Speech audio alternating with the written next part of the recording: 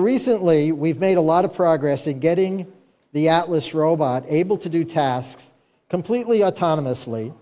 And in this case, the robot is told to move these parts around. So it is giving instructions, but the execution is all done with an interaction of the control system, navigation, sensors. It's doing two-hand manipulation. All these tasks are important for using a robot like this in industry, even though getting the controls and the autonomy has been a big challenge. These are tasks like those used in assembling a car. They're called sequencing. And we're very excited about the maturity of Atlas in doing these kinds of autonomous tasks. Now, just recently, we've redesigned Atlas to be all electric. That previous one had hydraulics, which in some ways was very advanced and interesting, but for practical purposes, this robot has a lot of capability. This one isn't fully working yet, but we're starting to have the autonomy working where the robot can do tasks where it's sequencing parts. It's not using two-handed manipulation yet. And very soon, this will be at a point where we can use it in places like factories. Now, this robot has the special ability that some of its joints can go all the way around and around. So just think of the dance possibilities once you get this robot doing some dancing. I'm really looking forward to that.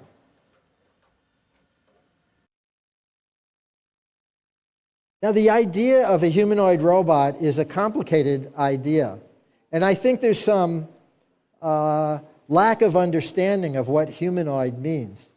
The fact that we have a robot that has 2 arms and 2 legs and sometimes a head doesn't really make it all that much like a human.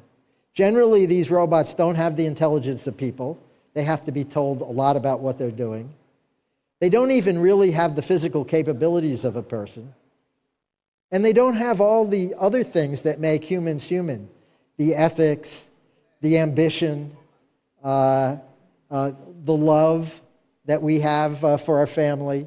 So maybe afterwards in the panel session we can take up this point of really what does it mean and why are we so focused on humanoid robots at the moment. Now, the other kind of intelligence that I'm interested in bringing to robotics is cognitive intelligence. Now, I started this organization 3 years ago. It's been up for 2 years, but we pitched it 3 years ago, before ChatGPT had taken over everybody's imagination. And while it's true that the cognitive intelligence that a program like the large language models and the generative models provide is going to make robots a lot smarter, there's still a big gap between what those language-based models can do and the physicality of a physical robot and the tasks that we do as human beings, where we manipulate with our hands, where we navigate and things like that. So I'm really looking forward to closing the gap between the language-based cognitive intelligence and the physical athletic intelligence that we already have a head start on. So I'm going to tell you about a new institute that we started 2 years ago, the AI Institute. It's located in Cambridge, Mass., right next to the high-tech part of Boston, near MIT and Biogen and those other companies. And our mission is to be the Bell Labs of AI and robotics. And here's the kind of problems we're working on. Right now, to get a robot to do a task in a factory, you have to have a whole room full of very skilled programmers work very hard at understanding the task, programming the robot, even if it's an autonomous robot in execution. And so we would like to make it so that the robot works the way a human does. That is, take them to watch someone else do the task, understand what they're seeing, and then do it themselves. So it's on-the-job training. Today, this is still science fiction, but we have a group working hard on trying to close the gap between the language-type intelligence and the physicality that's involved in doing a task like this. And a task like this, or the opportunity of doing watch, understand, do, doesn't have to be an industrial activity. It can be a domestic one, like you might have in your kitchen, where the children learn how to cook by watching their parents. We have another group that's using machine learning to try and advance the things that humanoid and legged robots can do, and they've been making a lot of progress. This is the robot that Boston Dynamics sells, and we got special access to the low levels of the robot and are using reinforcement learning, and we've made it to go about 2.5 times faster.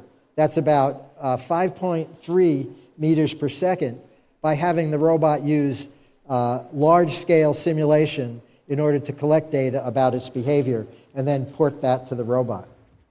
And we've been using these same techniques to do some other strange things, like make the robot able to walk on 3 legs. And that means that you can free up a leg to do manipulation with it. So here it's using an arm and the freed up leg to start to do manipulation. This is a simulation of the Unitree humanoid robot where we're starting to develop the control technology using reinforcement learning to do many different kinds of terrain, navigation, and other tasks. And I'm really looking forward to seeing this working on the hardware of the robot. Here's a case where this is a thing that a very strong and skilled human being could do, but currently no humanoid robot can do as athletic a task as this one. And so I'm really excited to see what we can do.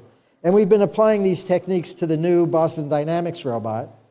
And I wouldn't say it's working perfectly yet, but it is starting to show performance that's interesting. And again, all these things are done by using large-scale simulation, maybe 16 million simulations before you get enough data to be able to do an operation like this. And we will soon be doing the sim-to-real porting of these kinds of tasks. Here's another project, which we call Ultra Mobile Vehicle.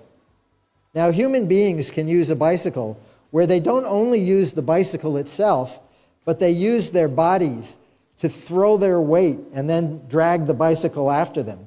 And they use their vision systems to be able to see where obstacles and affordances are in the environment and then make plans to take advantage of that and get really interesting mobility. So this is a video that shows a step-by-step development of some of those capabilities in a robot. So we started out just making a robot that could balance itself. That man is just driving, telling it the overall direction where the robot's supposed to go, but the control system is balancing itself. And here we used learning techniques to be able to make the thing back up, which is very difficult on a bicycle and requires extraordinary skill. So it's exciting to see the skill start to surpass that of a person. And then we started thinking about having the robot be able to throw its weight around in order to get it to do obstacles. So we added to the mechanical design.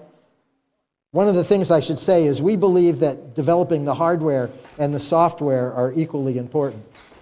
So here's a simplified version of that robot doing jumping up onto terrain. It's got a boom that simplifies it, but just in the last couple of weeks, we've gotten it off the boom, which you'll see in the next shot.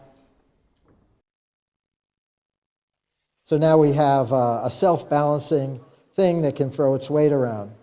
And the next step will be to give it a vision system. It's got a very rudimentary one now, and then an AI planning system so that it can deal with objects and obstacles in the terrain and make plans and do the kind of thing I showed you before. So lastly, I'll just point to, we have one more group, which is an ethics and policy group. Obviously, the public has a lot of feelings about robots. I don't know how you all feel about robots, and there's questions about job security, productivity, safety, things like that. And we have a group that's studying those problems, trying to understand how robots will fit into the world, what people's attitudes towards robots. I think relatively little is really understood in a scientific way about what people's attitudes are, and this group has the mission of studying those questions. Well, as I said, I love robots. So far it's been a great field, and I'm really excited to see what comes next. And I'll just end with one more performance. of the robots. And thank you very much for your attention.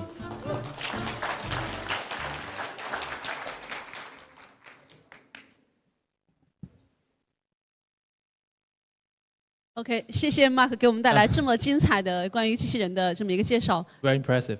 OK， 那么接下来我们这样继续邀请马克和我们进行一个对话的环节。我们跟他对话的嘉宾是中国工程院的院士、浙江实验室主任、阿里云的创始人王坚先生。And I believe that all you guys will be very excited about the coming next part. It's our special dialogue. Let's welcome Mr. Wang Jian, member of Chinese Academy of Engineering, president of Zhejiang Lab, and the founder of Alibaba Cloud. Also, another partner of this section is Mark Rybert, executive